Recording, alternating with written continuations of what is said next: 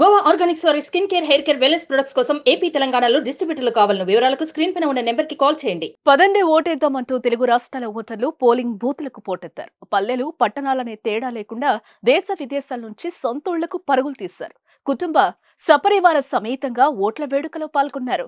అమ్మ నాన్నలతో కలిసి కొత్తగా ఓటొచ్చిన యువత, అవ్వాతాతలతో కలిసి వచ్చిన సాఫ్ట్వేర్ కుర్రాడు, స్కూటీపై కలిసొచ్చిన కొత్త దంపతులు, పదరా పోదామంటూ దోస్తులు, ఇలా ఎటు చూసినా ఓట్ల సందడే నెలకొంది. గ్రామాల్లో సంక్రాంతికి మాత్రమే కనిపించే సందడి ఇప్పుడు ఓట్ల పండక్కి కనిపించింది. తాజాగా పల్లెలు, పట్టణాల నుంచే కాదు దేశ విదేశాల నుంచి ఓట్ల పండక్కి సొంతూళ్లకు చేరుకున్నారు. ఇంట్లో వేడుకకొచ్చినట్లు అమెరికా నుంచి వచ్చి తమ ఓటు హక్కును వినియోగించుకుంటున్నారు కొందరు యువకులు.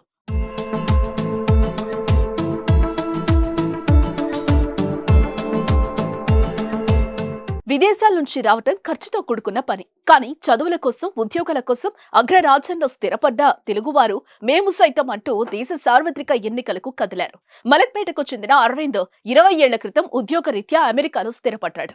సోమవారం తెలంగాణలో పార్లమెంటు ఎన్నికలు జరగడంతో అమెరికా నుంచి వచ్చి మలక్పేటలోని హస్నన్ ఘాట్ లో ఉన్న Gautam model school booth number 73లో తన ఓటు హక్కును వినియోగించుకున్నాడు. హనుమకొండ జిల్లా కమలాపూర్కు చెందిన మాట్ల సందీప్ చదువురీత్యా అమెరికా వెళ్లారు. తెలంగాణలో ఎన్నికల కోసం అమెరికా నుంచి సొంతూరుకొచ్చాడు.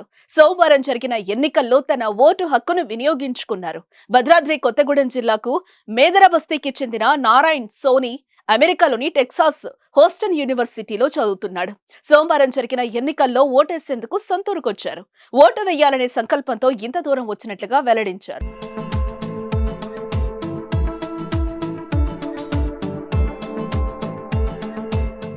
సుమన్ టీవీలో మీ పర్సనల్ అండ్ బిజినెస్ ప్రమోషన్స్ కోసం కింది నెంబర్కి కాంటాక్ట్ చేయండి.